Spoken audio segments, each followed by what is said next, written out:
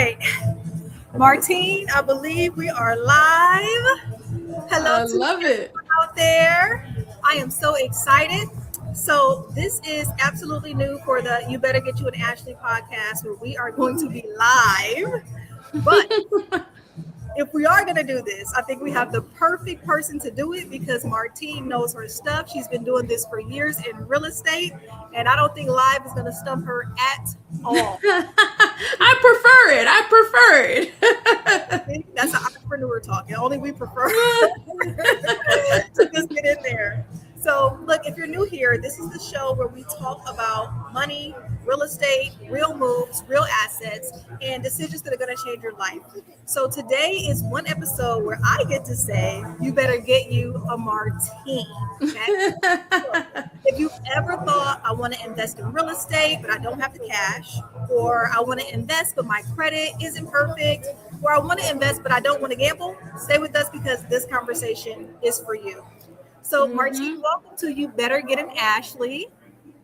I'm very happy to be here, and I'm looking forward to adding some value to your audience today. Oh, I know you will. I know you will. So, before we jump into strategies, I want people to understand exactly who you are. So, a lot of listeners assume real estate investors either started with money, perfect credit, or some kind of secret advantage. Can you share a little bit about how you actually got started and what led you into this work? Yeah, so I'll try to make the shortened version of my story because I tend to get a little long-winded at times. But I'll take it back to when I graduated college because I started not too long after I graduated college. And I got my degree in finance because I was working at this insurance company prior to going to college. And it was a guy there that was living my dream. He was married, he had a family, he was killing it, he was crushing it on the sales, and he had a degree in finance. So I was like, well, I'm going to go to school, I'm going to get my degree in finance. And I go to school, I talk to my advisor at the time, and I'm like, I'm about to graduate. I'm ready to get my go work in the insurance industry. And she's like, go get a real job. why would you go do that? And I was like, okay, I'll go apply for real jobs. And I ended up landing a job at Fannie Mae. And I mean, ironically enough, right? I didn't know I was going to be in real estate at this point. I knew in my finance curriculum, I really loved real estate classes, but I didn't really think that I was going to be into real estate at this point. Anyway, I'm getting my first big girl job, and this is the most money I've ever made, so I gotta live that dream. I have, I upgrade my car. I'm living in a nice apartment, and I realized that this American dream that I have now that I'm living, that I don't enjoy it.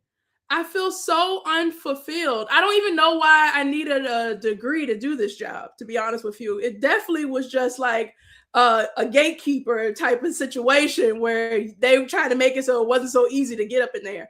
But because of that, I did the bare minimum. And it showed in my work because I got fired. And I can laugh about it now. But at the time, I just remember the first thing I thought was, oh my God, like I have all these expenses now. How am I going to pay for this car? Like that was my first thought because I didn't really have any real responsibility at the time. But I kept it pushing and I was like, well, maybe this is my opportunity to get into insurance.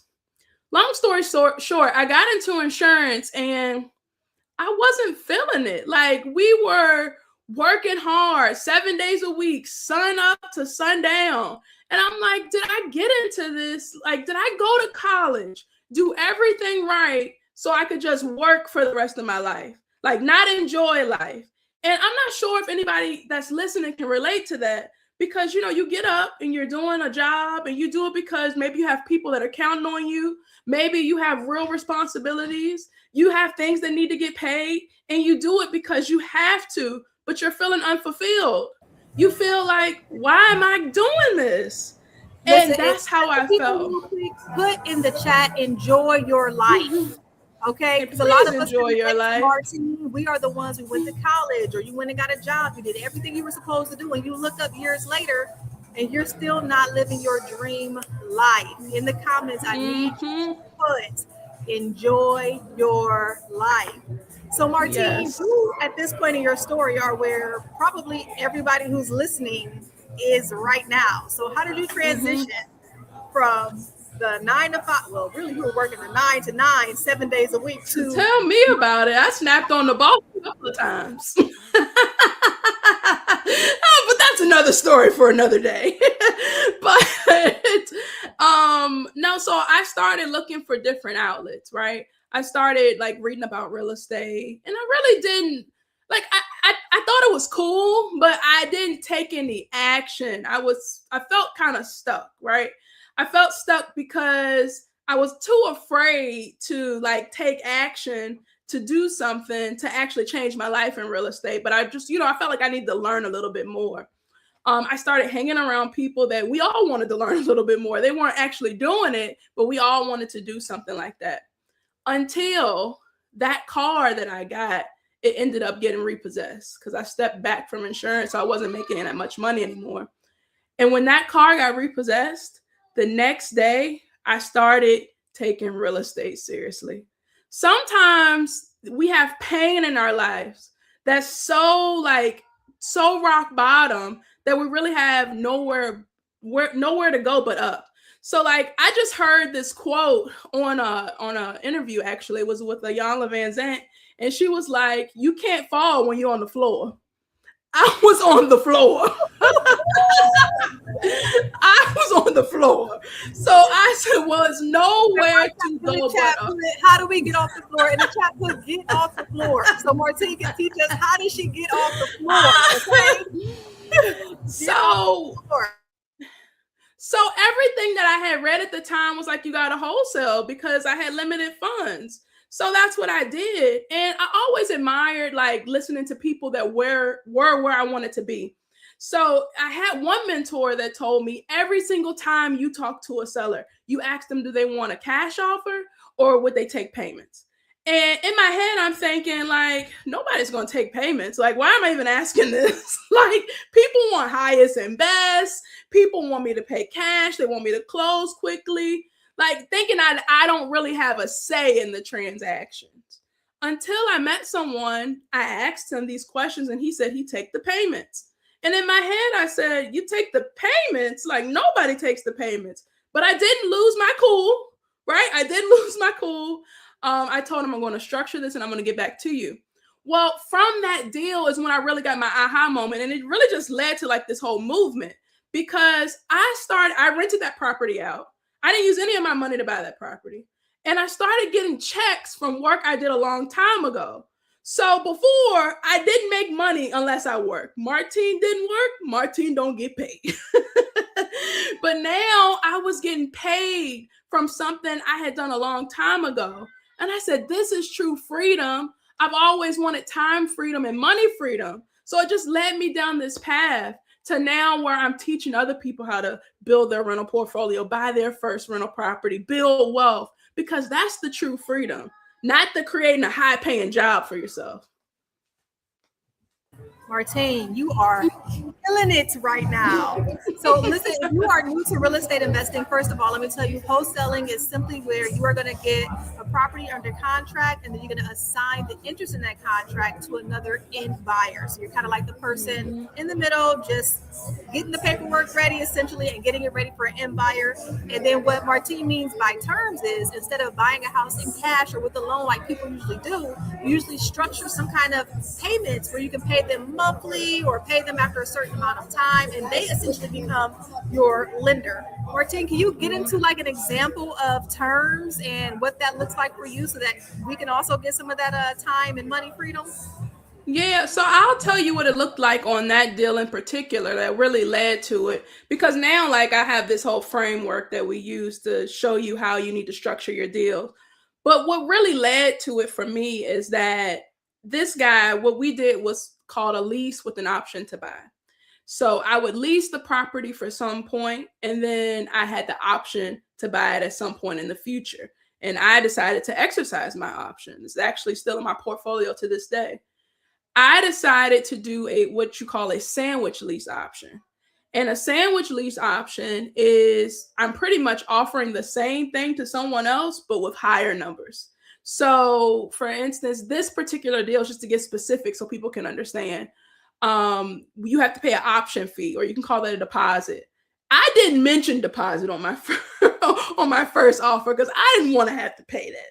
But he mentioned it. He had a landlord background, so we made it so that I put $500 down. I paid $400 a month, and I had the option to buy this house at some time in the future for $35,000. Like, this deal is unheard of right now in Richmond, because like, what, you bought a house for $35,000 in Richmond, Virginia? Like, where? they don't do that anymore. But I in turn, I found someone that wanted a rent with an option to own that property at some time in the future. So they paid $5,000 for that option. They paid $700 per month, and then they had the option to purchase that house for $60,000. So I had 3 different buckets where I could make money. So I actually got paid to start controlling this property, but it taught me that if you know how to structure deals, you can keep properties. And I just want to make this point. A lot of people think that money is the bottleneck. They like, well, I gotta do this because no, money is the bottleneck. Like, I need to get this money so I can buy these rental properties. Money isn't the bottleneck. Structure is. That part right there is huge, and that's going to take a mindset shift. But I like how you started the story with just take action. So there's wholesalers who are watching this right now who have opportunities to buy, but they're passing up every time they talk to a seller simply by not asking, would you take payments or are you open to terms? And that's what got your foot in the door. So, Martine, now that you kind of walked us through what that first deal looked like, if someone's watching and they're thinking, yeah, but I don't have any cash, or I feel very similar to Martine, what might be the next best step for them? That's a great question. So I want to share a story about one of my clients, because I think it really drives the point home. And a lot of people, they get this wrong. So I just want to tweak it, because they think money is the problem, but money's not the problem. So I have a client that when I first met her, she was an accountant, like did everything right? It's kind of similar to my story. Like, went to college, got the degrees, got a job at one of the, I think it's called the Big Four, or whatever the accounting firms are. But she didn't want to do that. She always dreamed of being a landlord. Like, she always wanted to do it, to the point where she quit and she became a realtor, because she thought that that was the next step that she needed to take to be a landlord, right? So she did the thing. She did the cold calling. She even joined a team that had investors in it. But she still didn't have a property of her own. So what really, to answer your question, Ashley, what really sets people apart? Like, they're like, well, I'm in this situation. How am I able to start buying rental properties?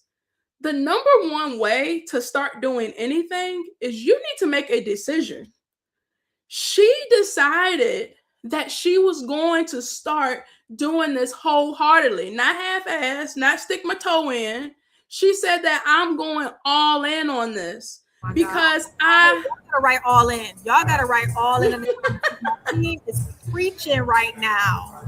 All in. There is no toe in the water. I'm sorry, girl, but no, you good. All in. You good. If you have a burning desire to change your life, to build wealth, to build a legacy for your family, you have to decide to go all in. And what she did when she did that decision is she started hanging around the people that were doing it. So as she started hanging around the people that were doing it, she decided that she wanted to join our community. And a lot of people think, well, I need more instruction. I need more teaching. I need more of this. No, you need to look at how to do these deals better. You need a better framework. You need to transform the way you think about this. So I think the biggest thing that I notice is that a lot of people, they get into this and they're like, okay, well, just show me how to do it. And they think, oh, well, it's just a numbers type thing. This is a people business. You got to learn how to have great relationships with people to get your deals done. You got to know how to structure these deals so it's win-win situations. So a lot of people, their eyes are open once they learn this framework, once they learn this structure, because it really gets the ball rolling for them. So in this example that I'm telling you about, my client, she learned how to get that structure going, how to, do the valuations, how to do the alignment and the capital structure that needed to be done. And that allowed her to buy her first rental property, not using any of her own money, because she knew how to structure that capital. She knew how to build those relationships. She ended up getting money back at closing so she could start her rehab. I mean, if I want to be specific, she got $43,000 back at closing. Her first one. Didn't use any of her own money. That house right now is cash flowing $600 a month. And the money is cool, right? Because that helps you create the freedom and stuff. But what that really solidifies is the proof. Like, oh my God, this works. Because once you have the belief and you have the proof that this works, that's when you really just hit the ground running. I love that example of someone who actually went and figured it out, got the framework, got the right mentorship of the community to do it. But Martine, you have to tell us the other side too. I'm sure you've seen people who tried it on their own without the framework, without going to get a Martine first. Do you mind sharing, I don't know, I hate to say it like this, but just a horror story or like a true story of someone who tried it on their own and then they finally came and got your help and was able to do it right? But I want to hear the bad part. What happens when you go this alone? So we're talking now, we're getting legal, we're talking compliance, contracts, money is exchanging hands. So yeah, I'm very curious to hear about what happened. Well, I think I would want to just break down her story a little bit more, because she was trying to do it on her own. Like, she was really trying to do it on her own. She got her real estate license because she thought she needed that. I'm just tell y'all a little secret. You don't need that. You don't need that. If you don't want to be a realtor, you don't need that. But she got her real estate license. She joined a team that had investors on it. She started cold calling expired listings, absentee owners, and she still didn't have a property. And I think you get to a point where you are sick and tired of being sick and tired. Like, I changed my whole life around so that I could start owning properties, and I still don't own nothing. Like, I think that's when you really start to see when people are built, because the people that aren't built, they quit. They say, forget it. I'm going to go back to my job. Maybe this is not for me. But for the people that have that burning desire, they want to get this done. They know that they have that conviction that they want this for their life. They're going to continue to take steps to get them to where they want to go. So I know you wanted to hear a horror story, but I think I'm just so like, look, being a realtor is not free. It takes time, it takes money. I think, like, for me, like, I'm so positive in terms of, like, if you mess up, it's okay, because you're really just learning. But I just want to let people know that if you decide that you aren't going to do anything, like, oh, I'm going to just stay where I am, indecision is a decision to stay where you are. Ooh, that's good. So if you can't decide what you want to do, you are going to stay stuck exactly where you are. Wow. I like that. The cost of indecision, the real cost of indecision. Because I'm so glad your client was able to turn things around. But the truth is, she had to spend months going to real estate school. She had to spend a lot of money paying for that realtor's license, and then all that time wasted going in the wrong direction. And one thing I always like to tell people is, when you get on the bus, the faster, and you realize you're on the wrong bus, you want to get off at the very next stop. You don't want to keep riding it. And it sounds like she was able to pivot and get that rental property that actually paid her money to buy it. And residual income.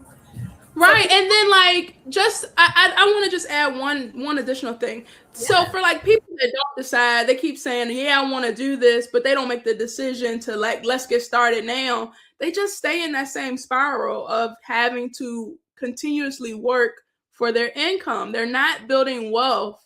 and they're just delaying that journey longer and longer. I have just another quick question. So you talked about using the sandwich method with the lease options. Is that the main framework that you teach, or do you go into other strategies? Talk to me a little bit about No, other.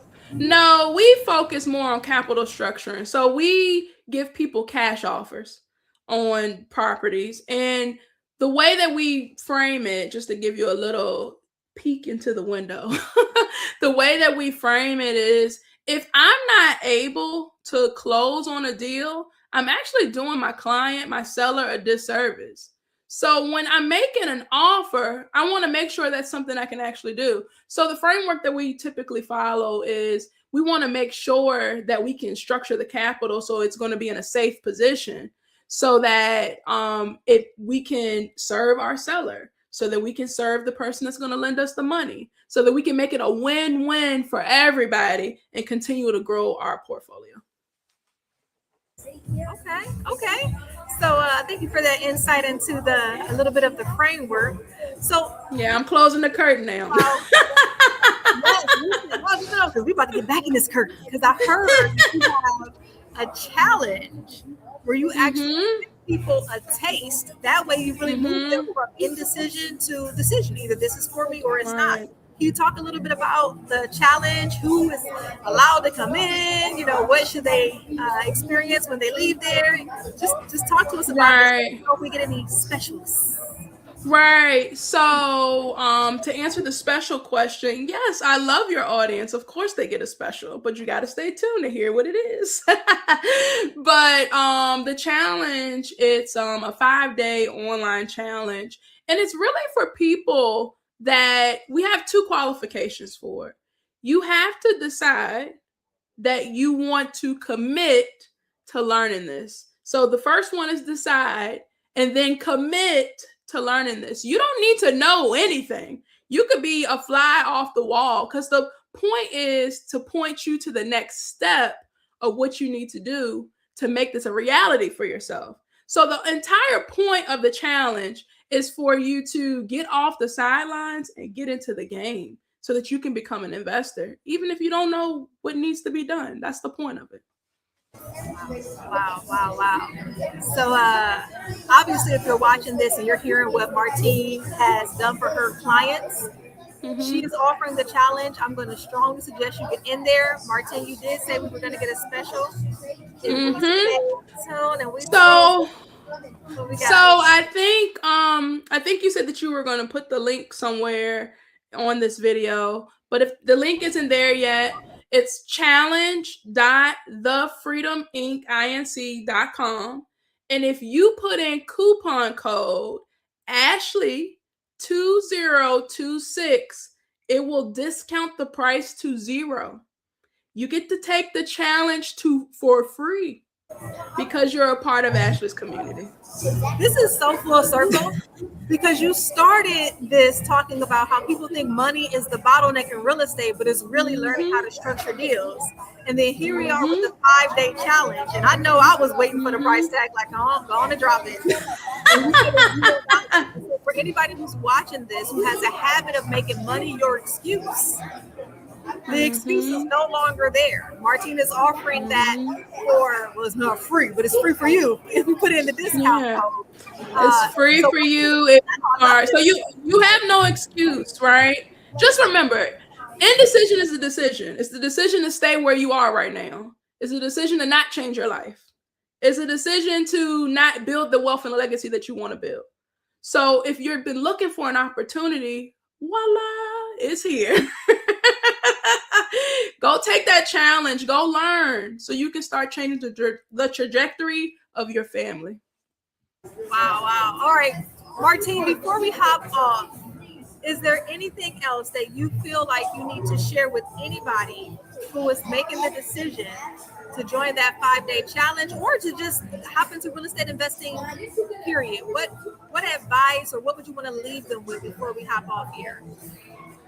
Yeah, I'd say, from what I noticed about the people that are interested in investing, most people that are stuck, right? Most people that are stuck They aren't stuck because they're lazy. They're stuck because they don't have structure.